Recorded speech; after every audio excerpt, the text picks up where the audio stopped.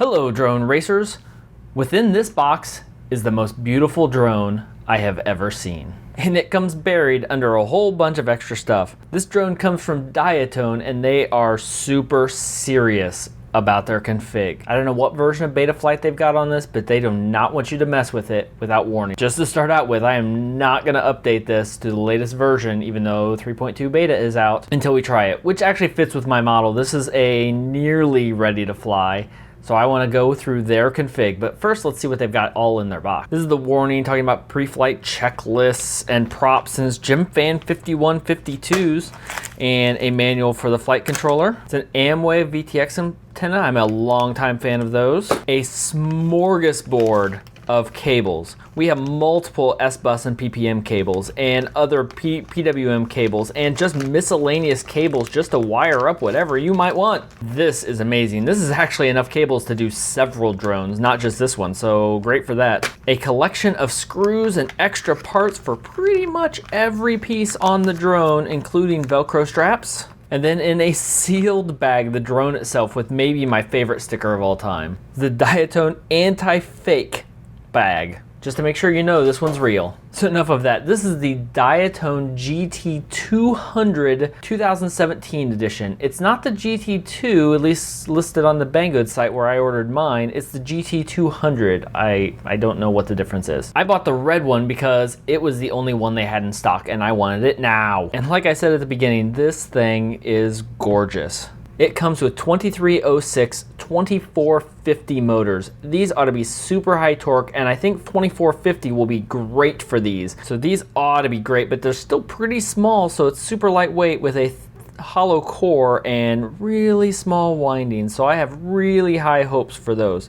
And while we're at it, look at this frame. A lot of these drones now come with 4mm frames, but I had to see what this is for myself. There we go. That is over 5mm. That is a super duper thick frame.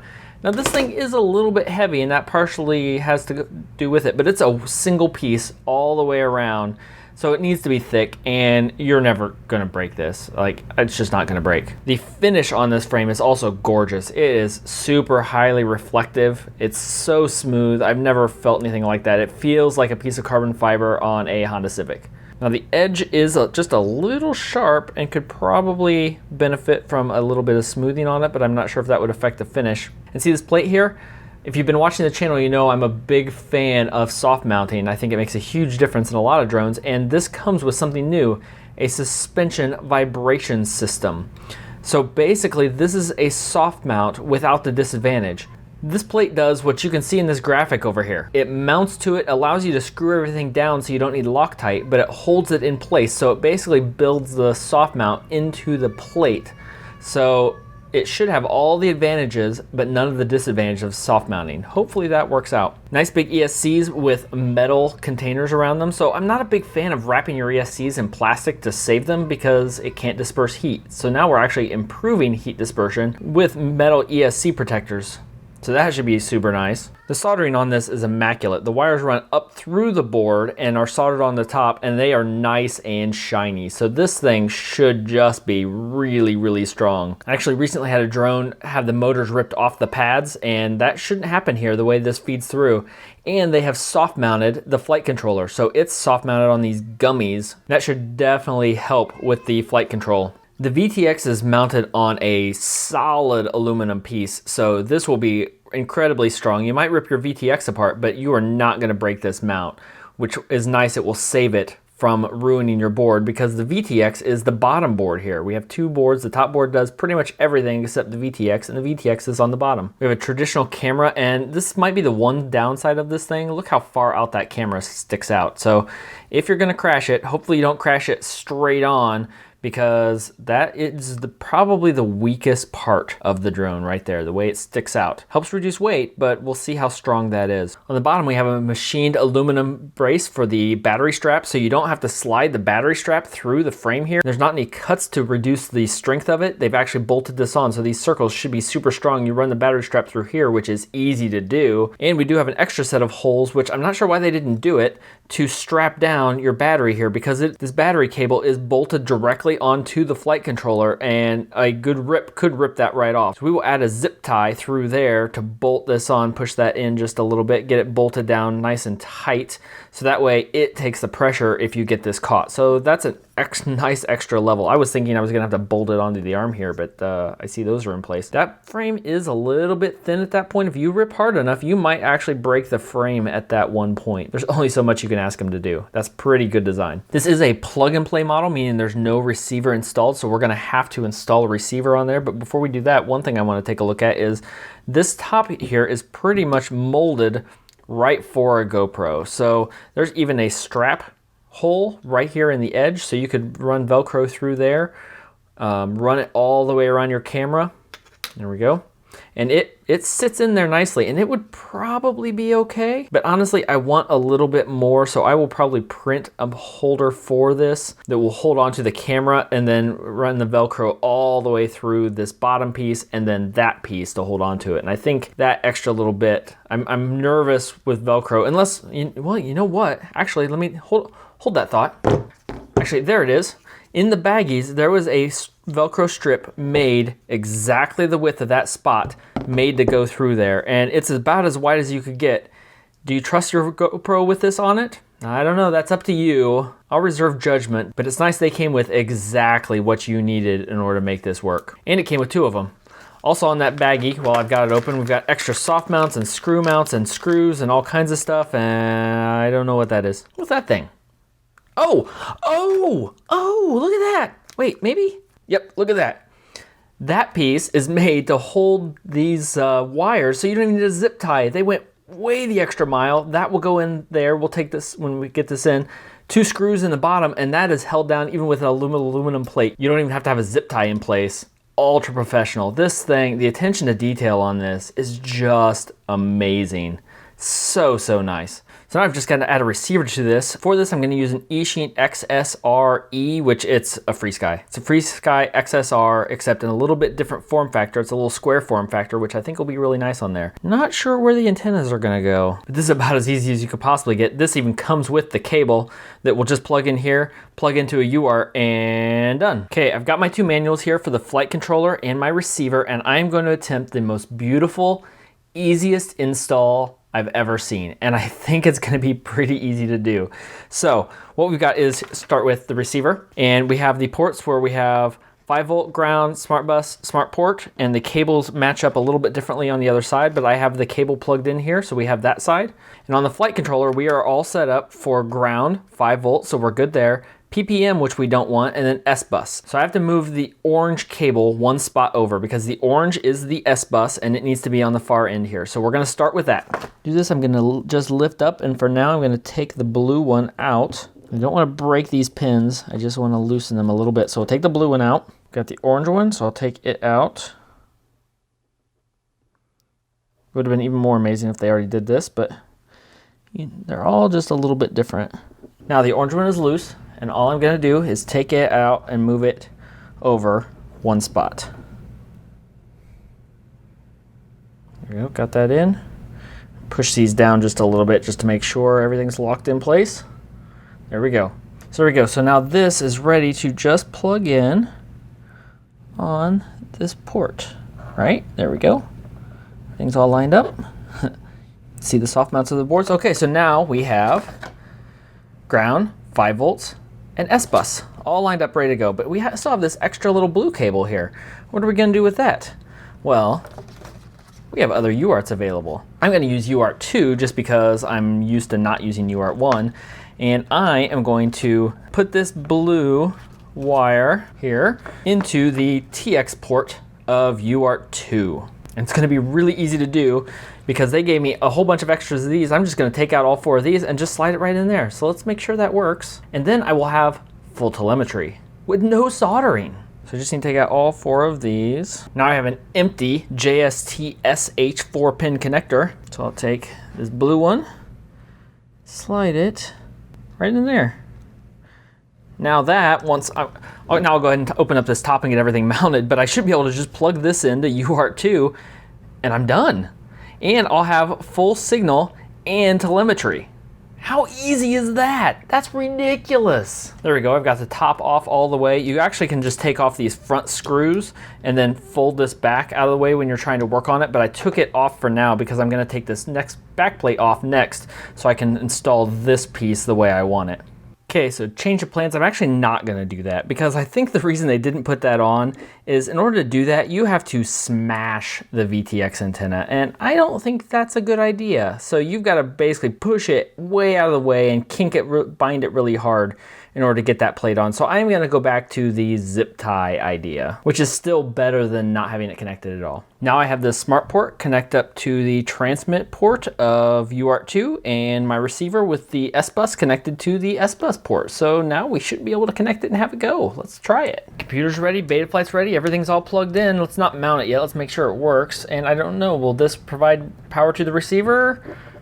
No, does not appear so. Let's still take a look in Betaflight before we provide actual power. So UARTs are really not connected here, so we are gonna have, I'm guessing this is UART 3? It doesn't really say. Well, if these say they're UART 1 and 2, I'm gonna assume that is UART 3. So set that up for serial RX.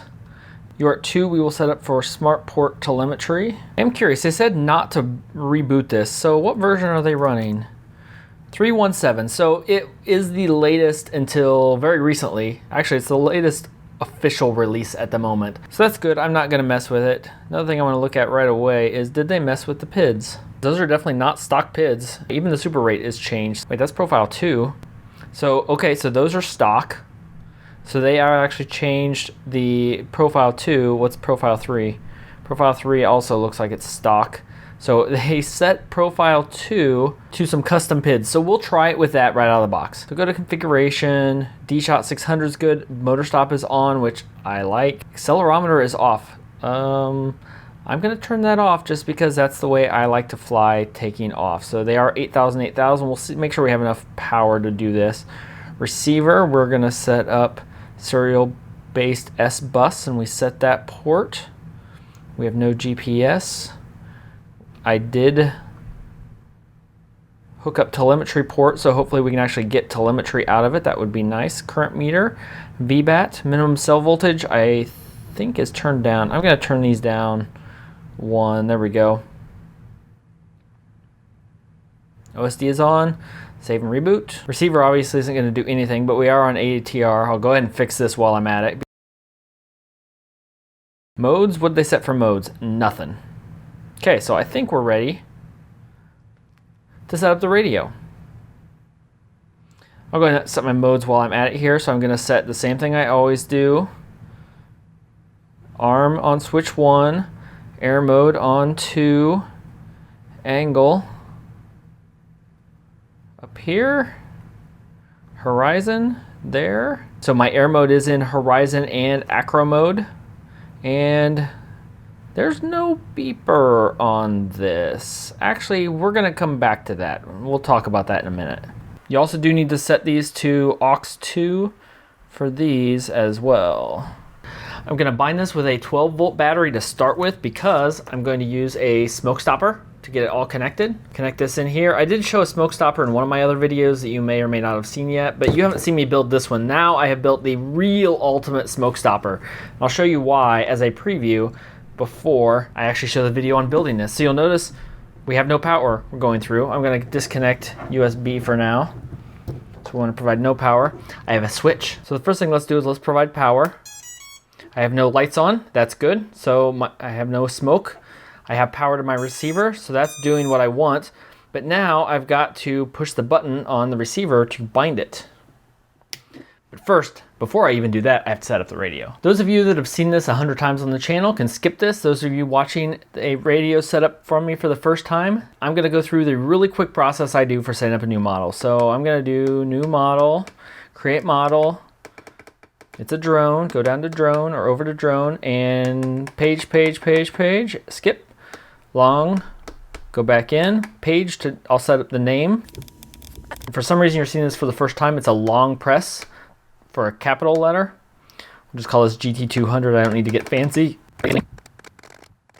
Even before I bind it so I don't forget, I'm gonna set no pulses for the failsafe mode. Same one I do on every one, channel 5, source, is switch A. 6 is switch E. 7, which I don't know if I need in this one though, switch C. Mixer, set up 5. 6, just enter, exit, and done. So there's my whole radio setup that I do, at least for now. To menu, page, go up to bind. Now we'll go back to the drone. So now, what's not great here, so all I have to do is hold down this button, flip my switch, and it's in bind mode. So now, on my radio, switch to hit bind, see the red light flashing, that's good. Exit out, kill power, do it back, and there we go. I am bound. I can probably arm and turn it now. Nope, I can't. Interesting. That doesn't do that yet. Well, let's go back to Betaflight. In the receiver tab, does not recognize my receivers. Probably a problem with the ports here. Oh, here's what I did wrong. I chose the wrong port for serial RX. It should be UART 3. There we go, now that does it. Now what if I arm it? I have motors. Okay, I actually went through and calibrated my radio because I noticed the sticks on that were off. So now we're much better. My yaw is still just a little off. I'll fix that, but now everything looks good. So the other thing I want to do now is check my telemetry on this model. Go back to the telemetry page, discover new sensors, and see, look at all that stuff I found. Holy cow. Stop discovery. And I want to do my voltage source, VFAS. And now I even see voltage for the drone. Look at that, that's nice. And that was the easiest telemetry I have ever hooked up. Now I can also go through and set up buzzers for this next. And at that point, I think it's gonna be ready to fly. Now that we have telemetry working, I'm gonna set up some logical switches so it yells at me when the battery gets low, because I have a tendency to not look at the OSD when I'm really ripping it around, and I've killed a couple batteries that way. So I like logical switches. I've set up one here. I'm gonna go ahead and do another just in case you need to see this. Just go in and you want A is less than X, and A is VFAS. You wanna go through all the way here. It's just straight VFAS. It's like 5th or 6th from the last.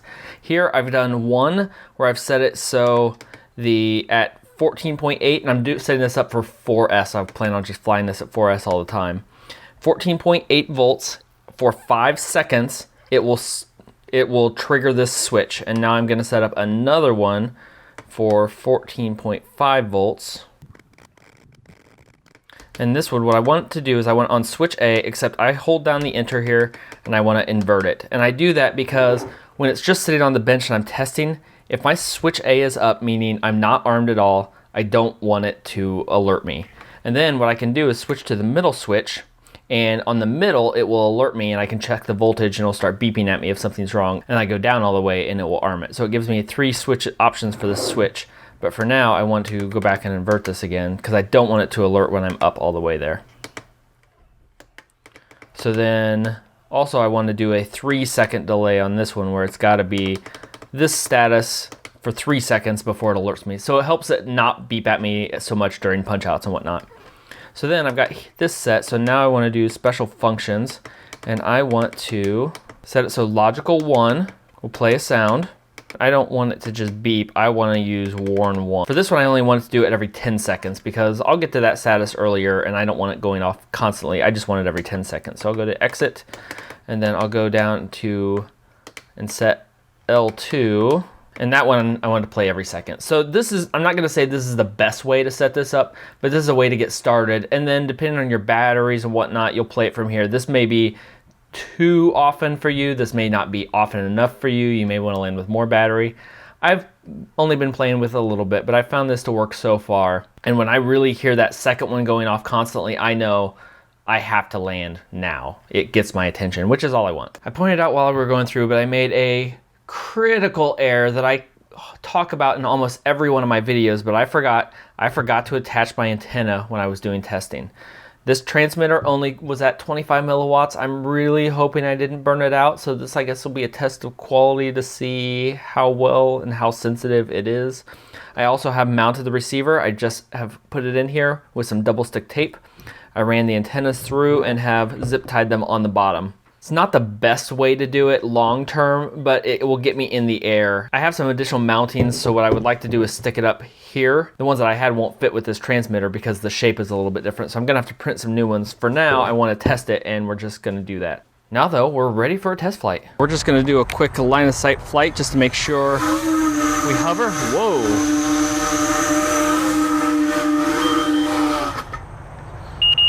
What is, that sounds freaky.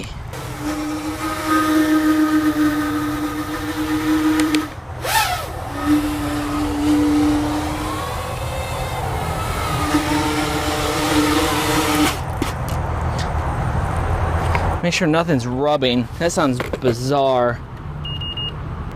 Woo! Woo! Motors are hot. Holy cow.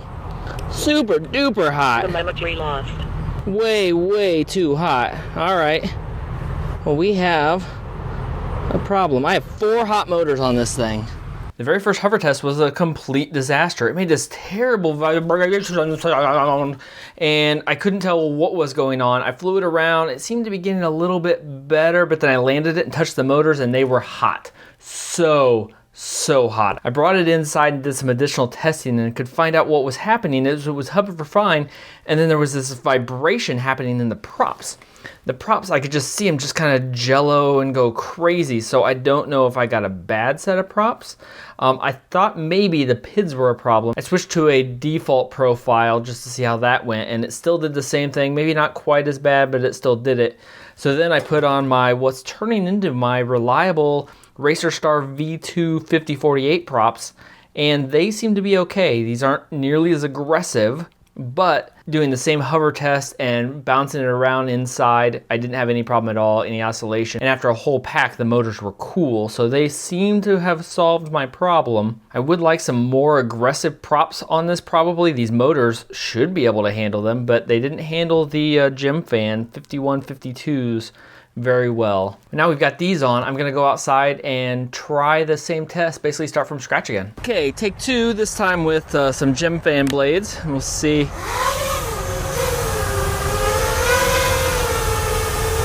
Sounds much better. I don't hear anything. I'm still in the same battery. I probably need to change battery. But we're gonna try horizon mode and just do a couple little tests. Still seems to have still seems to do just fine with the Racerstar props.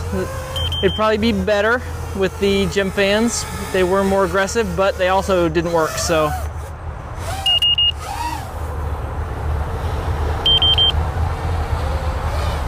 So that seems much better. Let's come back and test the temperature on these.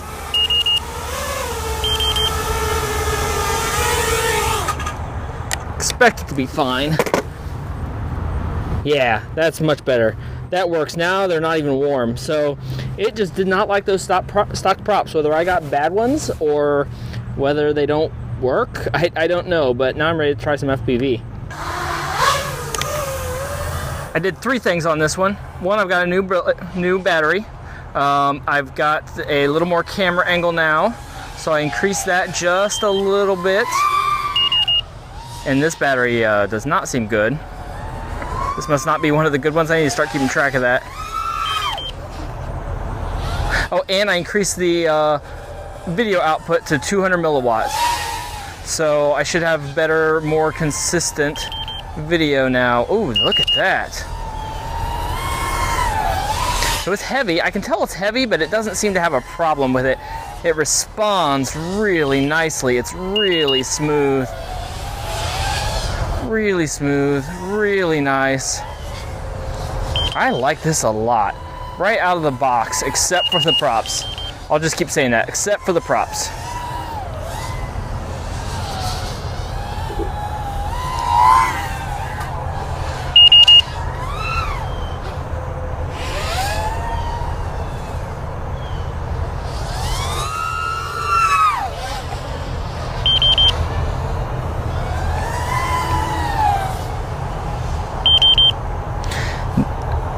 So what we've got is, this was the easiest to hook up drone I've ever had. Mounting it with the xsr-e, super duper easy, and with telemetry, super easy to go. I had one problem, so if you hear the vibration, stop, because my motors were hot. It is heavy, which makes it kind of nice because it does float, and it makes it predictable to float. And this is just not a good battery. Oh, and it's raining. Shoot.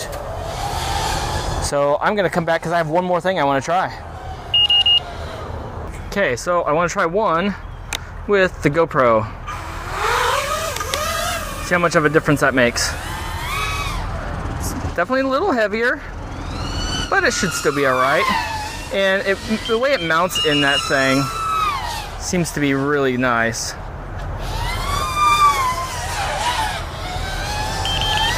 So racing, this would be just fine. Though I probably wouldn't normally race with a GoPro. Definitely does limit punch out. But it's got enough torque to be able to handle it. What doesn't is my batteries.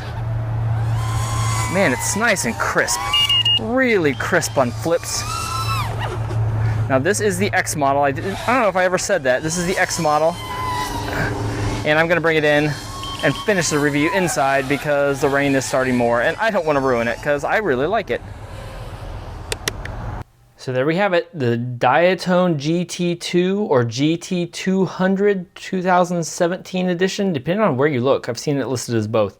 I was very nervous that it was going to be a complete failure, but the only failure turned out to be the blades. I had no issues, no heating issues at all with my other props. So I don't know what the deal was there, but just change them out and you seem to be fine. Or try them and maybe yours are fine and I just got a dud pack. I don't know.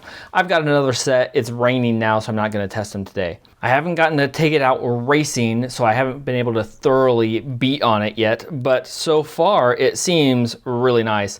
Their PIDs, once I went back to them, seemed really, really good. Their rates I liked a lot, so I like it. This was the easiest to hook up and I think is probably going to be one of the most durable, except for this camera, because look at that camera, the way it sticks out. I mean, you're going to smack it and break that. So we're planning to replace the camera. Everything else on it though just seems outstanding. The VTX lived through me powering it for probably 5 minutes on 12 volts without an antenna attached. Still works. So far so good. It was easy to change to 200 milliwatts, so it comes with 25 and 200 milliwatts. You just hold that button in for about 10 seconds and it just switches. The battery strap on the bottom worked really well. It comes with this nice, super wide battery strap, so I was concerned since with these vents that I didn't have any tack, I didn't have any Velcro on here, but my batteries held in just fine. I didn't have any big crashes with it, but seemed to work without a problem. So if you are getting started and you want a do-it-all drone that's easy to set up and will do just about anything you want, if you want to go racing, it'll be good. It's not going to be the fastest. It is heavy. I think it'll be a great freestyle drone because of that extra weight, but because this carbon is so thick, you're not going to break it. You're just not. I say that and somebody's going to break it, like today, but still super nice, super well done. I don't think you can get a much cleaner install, especially with the xsr-e that I used. That one cable that it came with, I was able to get everything that I wanted. I didn't solder. I don't remember the last time I got a plug and play drone working without having to do any soldering. And I still have a bunch of extra cables. So any option that you want. The one thing I forgot to mention earlier though, there is a buzzer in here, but there doesn't seem to be anywhere to connect it. On the flight controller manual, there's a spot here where it says buzz plus, buzz minus, and the wires are cut. There's nowhere to actually plug it in that I can find on this thing. So if I missed it somewhere, let me know in the comments down below, because I would love to have a buzzer on here, but it seems like that just didn't work out into the plan. Kind of like the mount for this battery cable. Seemed like a good plan, but with the VTX, it was good in design. In reality, it just didn't work out. So be aware, you don't seem to have a buzzer. Also, I really like the AMWay antenna. I'm a big fan, and with these blades, it doesn't seem like it'll be a problem as long as it stays straight. But if you do go sideways, you could have a problem with it getting caught. And if you have a preference for some of those little stubby antennas, that might not work at all. It might just get in the way and you may have to bend it up straight up or something to get it out of the way. But I'm fine with this and I never had a problem with it so far. But if you found this useful, leave a like down below and comment with what you think happened with these props, because they didn't work for me. Are you a Gemfan 5152 user and they work out really well for you? Did I just get a dud pair, or they just not work on this drone? That seems really weird. And until next time, remember, always hook up your antenna to your VTX right away before you plug anything in. I got lucky, you might not. Just do it.